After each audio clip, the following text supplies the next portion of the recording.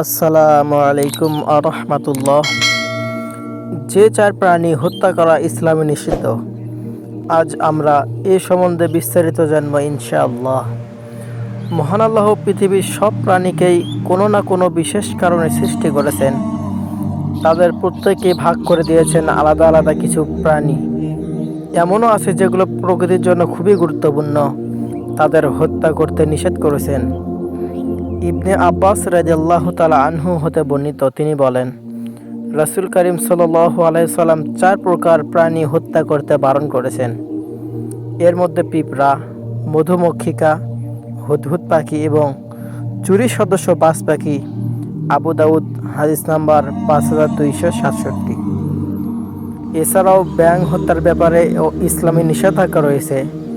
ব্যাঙ প্রকৃতি নয় এমন একটি প্রাণী যা বর্তমান জ্ঞান বিজ্ঞান উন্নত হওয়ার পরে আমরা দিন দিন শুধু এর উপকারিতাই খুঁজে পাচ্ছি। এটি প্রকৃতির ভারসাম্য রক্ষার পাশাপাশি জমির উর্বরতার বাড়ায়। ফসলের পোকামাকড় খেয়ে ফসলের সুরক্ষা করে ব্যাঙের কল্যাণের জমিতে অতিরিক্ত কীটনাশক দিতে হয় না, জমির উর্বরতাও নষ্ট হয় না। ব্যাঙ নানান আকৃতির হয়, নানান প্রজাতির হয়ে থাকে। এমনকি ভূমিকম্পের পূর্বাভাস ব্যাঙ দিয়ে থাকে, যার কারণে প্রতি বছর একশো মানুষ হারিয়ে যাচ্ছে পৃথিবী থেকে। ভূমিকম্পের পূর্বাভাস কোনো বিজ্ঞানী বা আবিষ্কৃত কোনো যন্ত্র দিতে না পারলেও ব্যাঙ কিন্তু ঠিকই টের পেয়ে যায়। আল্লাহু আকবার। শুধু তাই নয়, আমরা রাতের বেলা রাস্তাঘাটে ব্যাঙ দেখলে হয় লাথি মারি নয়তো পায়ের নিচে পিষে ফেলি, কিন্তু এটি একেবারে অনুচিত কাজ। ব্যাঙ এমন এমন স্থানে অবস্থান করে যে স্থান দিয়ে সাপ আসতে পারে এবং সাপ যাতে মানুষের ক্ষতি করতে না পারে সেজন্য পাহারাদার হিসেবে ব্যাঙ দাঁড়িয়ে থাকে। যখনই লোকালয়ের দিকে সাপ আসতে নেয় তখনই ব্যাঙ সেখানে এসে দাঁড়ায়। আল্লাহ রাব্বুল আলামিনের কি অশেষ কুদরত!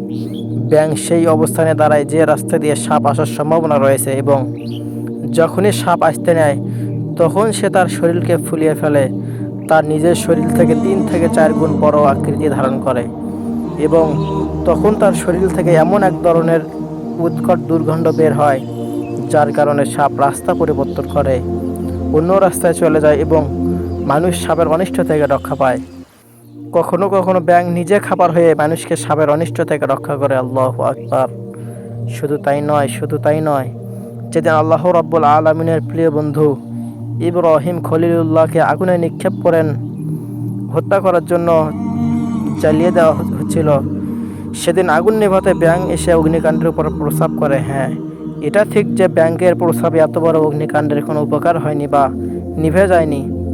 হযরত জিবরিল আলাইহিস সালাম ব্যাঙকে প্রশ্ন করে, তুমি কেন এই কাজটি করেছিলে?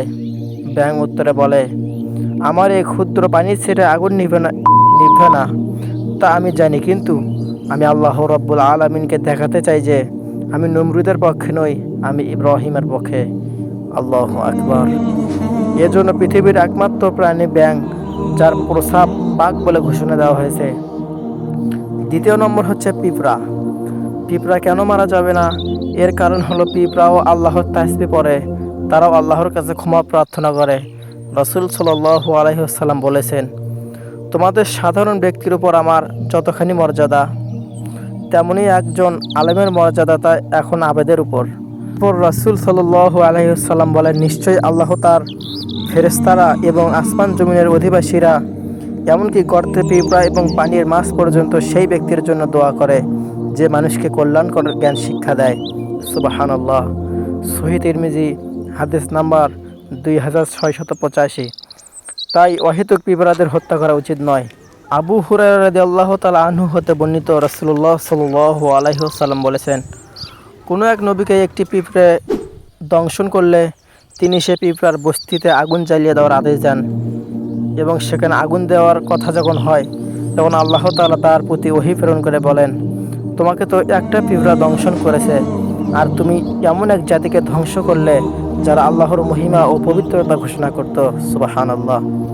নাসাই, হাদিস নম্বর 4385। তবে কোনো পিঁপড়া যদি ক্ষতি করে তবে তাকে তাড়ানোর ব্যবস্থা নেওয়া যেতে পারে। রাসূলুল্লাহ সাল্লাল্লাহু আলাইহি সাল্লামের সুন্নাত মোতাবেক খাবার দাবার ঠিক মতো ঢেকে রাখলে পিঁপড়ার আক্রমণ করার আশঙ্কা কম থাকে।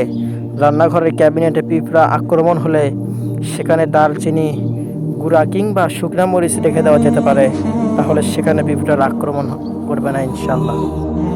দ্বিতীয় নম্বর প্রাণী হচ্ছে মৌমাছি। মৌমাছি মহান আল্লাহ রাব্বুল আলামিনের অপূর্ব সৃষ্টি, যাকে আরবিতে বলা হয় নাহল। পবিত্র কোরআনে নাহল নামে একটি সূরায় অবতীর্ণ হয়েছে। মৌমাছি আমাদের জন্য উৎকৃষ্ট মধু আহরণ করে। প্রিয় নবী হযরত মুহাম্মদ সাল্লাল্লাহু আলাইহি সাল্লাম মধু খেতে খুব ভালোবাসতেন।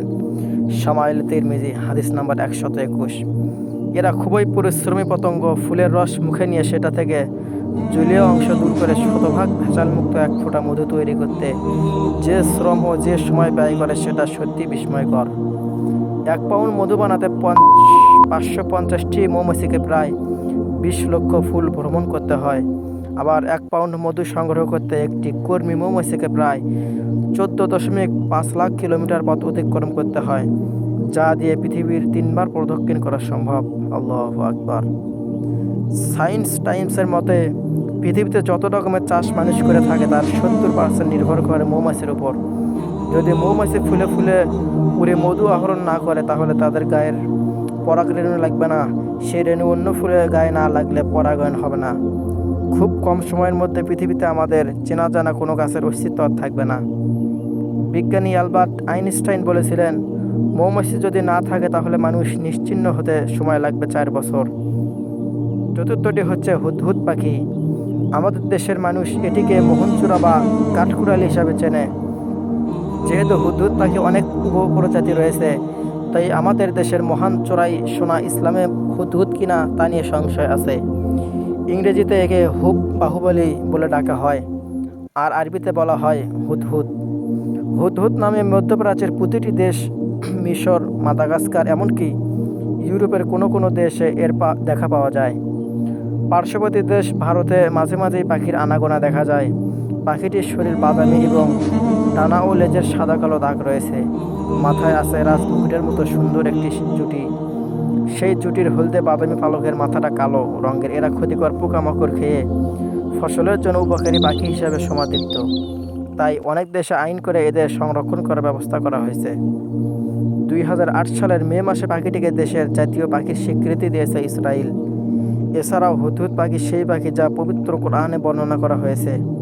হযরত সুলাইমান আলাইহিস সালামের ব্যক্তিগত চিঠি আদান প্রদানকারী বাহক হিসেবে কাজ করতে এই হুদহুদ পাখি। এবার সর্বশেষ যে পাখিটির কথা বলছি, চুরি সাদৃশ্য বাজ পাখি। অনেকের মতে এটি স্ট্রাইক পাখি, যাকে আমাদের দেশে কসাই পাখিও বলা হয়ে থাকে। ছোট ও মাঝারি আকারের মাংসাশী পাখি শিকারের অভিনব কৌশল এবং তার সংরক্ষণ প্রবণতার কারণে এদের কসাই পাখিও বলা হয়ে থাকে। এরা ঠিক মাংসের দোকানের মতো শিকার কাটা জাতীয় জিনিসে গেঁথে রেখে মাটিকে বা উড়ন্ত পোকামাকড় কীটপতঙ্গ, ছোট গিরগিটি, টিকটিকি, নির্বিশেষে সাপের বাচ্চা, ইঁদুর ছানা ইত্যাদি খেতে পছন্দ করে। যাই হোক, সর্বশেষ আপনাদের একটা কথা ক্লিয়ার বলতে চাই, পৃথিবীর প্রত্যেকটি প্রাণী আল্লাহ রাব্বুল আলামিনের তাসবিহ পাঠ করে। আল্লাহ রাব্বুল আলামিন তাসবিহ পড়ার কারণে এই কয়টি প্রাণী হত্যা করতে নিষেধ করা হয়েছে এমনটি নয়, বরং আল্লাহ রাসূল সাল্লাল্লাহু আলাইহি সাল্লাম হাদিসে বলেছেন, এই প্রাণীগুলো হত্যা করতে নিষেধ করেছেন বিধায় আপনাদের সামনে বলা হলো, যেন আল্লাহ তাআলা আমাদের সবাইকে সহিহ বুঝ দান করে। আল্লাহুম্মা আমিন।